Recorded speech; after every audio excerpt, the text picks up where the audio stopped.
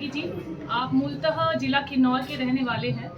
आप वर्तमान में अभावित हिमाचल प्रदेश के प्रदेश मंत्री हैं। ऋतिक वालसरा जी, आप मूलतः हिमाचल प्रदेश में प्रदेश मंत्री के पद पर हैं। नेहा, मूलतः सरकाघाट जिला मंडी की स्थायी निवासी हूँ। वर्तमान में हमीरपुर विभाग से हूँ। हिमाचल प्रदेश का 45वां प्रांत अधिवेशन इस बार हमीरपुर में होने जा रहा है।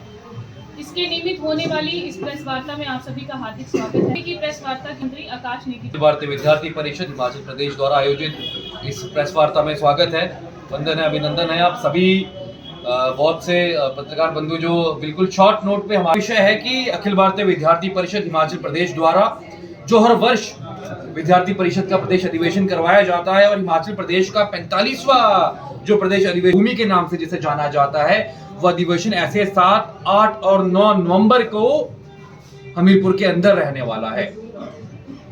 आप सभी कल 2013 से छात्र संघ चुनाव हिमाचल में बैन है।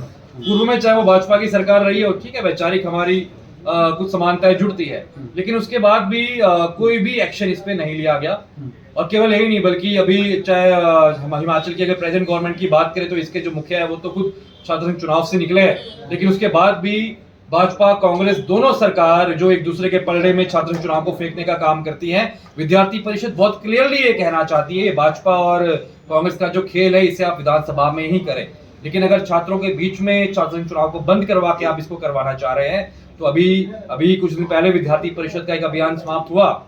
विद्यार्थी परिषद ने जो पूरे प्रदेश व्यापी अभियान, चाहे वो भूख हड़ताल हो, हमारे आंदोलन हो, हमारी शव यात्रा है, उन सभी को लेकर के विद्यार्थी परिषद ने अभी अभियान शुरू ही किया है। अभी अधिवेशन आने वाला है, तो अधिवेशन के बाद आने वाला जो समय होगा, हो सकता है कि प्रदेश की वर्तमान सरकार के लिए ये भी विद्यार्थी परिषद ने आवाज उठाई थी कि जो सरकार छात्रों के हित में बात नहीं कर सकती, देश की वर्तमान सरकार जो अभी उठा रही है, अगर विद्यार्थी परिषद को उठाने की जरूरत पड़ी तो निश्चित रूप से विद्यार्थी परिषद इस प्रदेश की सरकार के खिलाफ भी यही आवाज बुलंद करेगी। तो शिक्षण संस्थानों के लिए जो एक बिल्कुल नेगेटिव विजन लेकर हम प्रदेश की ये सरकार चल रही है। अगर सबसे बड़ा एग्जांपल मैं बात करूं तो हम देखते हैं कि जो स्कूली एजुकेशन होता है उसको हम रीढ़ की हड्डी कहते हैं, वो हमारे रूट्स को स्ट्रॉन्ग करता है। हम ये कह के चलते हैं कि जब छात्र का जो बुनियाद स्ट्रांग होगी तब जाकर वो आगे पढ़ेगा। लेकिन हम देखेंगे तो हिमाचल में किस प्रकार से स्कूल को धनाधन बंद करने के, लगभग 495 स्कूल बंद करने का जो फरमान हिमाचल की सरकार ने लिया।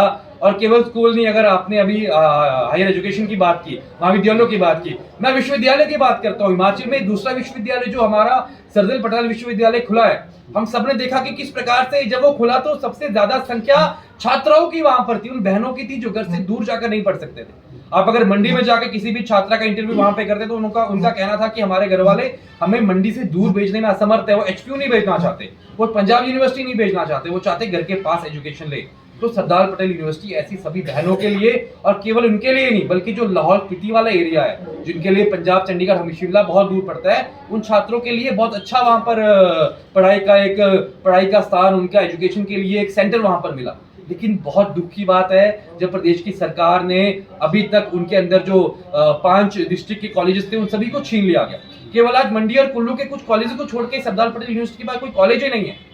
आप कल्पना कर सकते हैं, अगर हिमाचल प्रदेश की सरकार कहती है कि हम एचपीयू को इतनी ग्रांट देंगे, तो सरदार पटेल यूनिवर्सिटी के लिए ग्रांट प्रदेश की सरकार देती ही नहीं है। तो कहीं ना कहीं कुछ बातें ऐसी भी है कि किस प्रकार से उस कॉलेज का, उस यूनिवर्सिटी का गला दबा करके और एजुकेशन का गला दबाने का कार्य उस मंडी के अंदर सरदार पटेल यूनिवर्सिटी में प्रदेश की सरकार कर रही है। ये रवैया एजुकेशन के लिए प्रदेश सरकार का बिल्कुल ठीक नहीं है, और आने वाले समय में निश्चित रूप से इसका खामियाजा आप सभी के माध्यम से मैं कहना चाहता हूं, इसका खामियाजा प्रदेश की सरकार को भुगतना ही पड़ेगा। आपको बताऊं कि विद्यार्थी परिषद हिमाचल में ऐसा पहला छात्र संगठन रहा जिसने हर जिले में एक नशे के खिलाफ जो अपनी टोली बनाई है। और आप सभी के लिए बताना चाहूंगा कि केवल और केवल विद्यार्थी परिषद के कार्यकर्ता उस टोली का सदस्य नहीं है। उस टोली को कोई चला रहा है तो वो उस गांव के महिला मंडल के सदस्य चला रहे हैं, उस गांव के पंचायत के लोग चला रहे हैं, उस गांव के युवक मंडल हमारे साथ जुड़े हैं, और बहुत बड़ी संख्या में विद्यार्थी परिषद इस सभी में। कहीं ना कहीं मुझे लगता है कि केवल विद्यार्थी परिषद ही इस चीज को करेगा तो ये सफल नहीं होता, लेकिन जब ग्रामीण और जो यूथ हमारे गाँव में है वो सब हमारे साथ जुड़ा, और निश्चित रूप से विद्यार्थी परिषद इसमें बहुत आगे बढ़ा है। और कहीं ना कहीं मैं आपको ये बता दूं कि विद्यार्थी परिषद ने ही इस प्रदेश के जो राज्यपाल है, चाहे वो हमारे पूर्व में डीजीपी थे, उन सभी को ज्ञापन के माध्यम से अवगत भी कराया था कि केवल जेल को भरने से नशे का इलाज होने वाला नहीं है।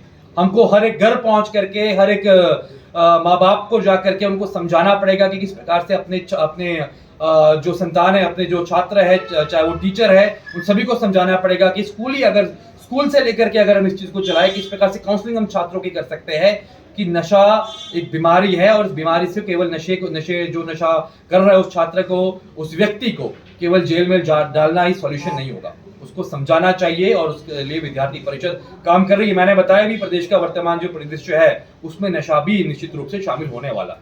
भारतीय विद्यार्थी परिषद का जो प्रदेश 45वां प्रदेश अधिवेशन है वो हमीरपुर के गौतम कॉलेज में इस बार सम्मिलित होने वाला है। ये 7 से लेकर के 9 तारीख तक चलने वाला है और पूरे हिमाचल के हर एक डिस्ट्रिक्ट से, हर एक एजुकेशन इंस्टीट्यूट से, चाहे वो आईटीआई से लेकर के आईआईटी तक हो, हम एम्स की बात करें, हम आईजीएमसी की बात करें, आईआईएम की बात करें, हर एक शिक्षा के केंद्र से विद्यार्थी यहां पर आने वाले हैं। जो छात्र नेता है, लगभग 1000 छात्र नेताओं का ये संगम रहने वाला है और 3 दिन का, ये 7 से 9 दिन का ये रहेगा। देखिए, विद्यार्थी परिषद का जो ये अधिवेशन होता है, ये पूरे वर्ष भर के जो विद्यार्थी परिषद के कार्यक्रम रहते हैं उन सभी का इसमें एक बड़ा प्रदर्शनी लगती है और पूरे हर एक कॉलेज का, हर एक डिस्ट्रिक्ट का जो कार्यक्रम, जो अभियान, जो चाहे वो संगठनात्मक हो, चाहे आंदोलनात्मक हो, चाहे वो रचनात्मक हो, उन सभी की प्रदर्शनी वहां पर लगती है। और केवल यही नहीं होता, बल्कि इसके बाद हम कहें तो पूरे 2024 और 2025 का जो वर्ष है, उस वर्ष की जो नव कार्यकारिणी है वो इस प्रदेश अधिवेशन में बनती है। प्रदेश के नए अध्यक्ष यहां पर बनाए जाएंगे, प्रदेश के नए मंत्री इस पर बनाए जाएंगे, प्रदेश की पूरी जो कार्यकारिणी है, जो विद्यार्थी परिषद के व्यायाम गतिविधियों के प्रमुख है, संयोजक है, उन सभी की नव कार्यकारिणी इसी अधिवेशन में घोषित होगी।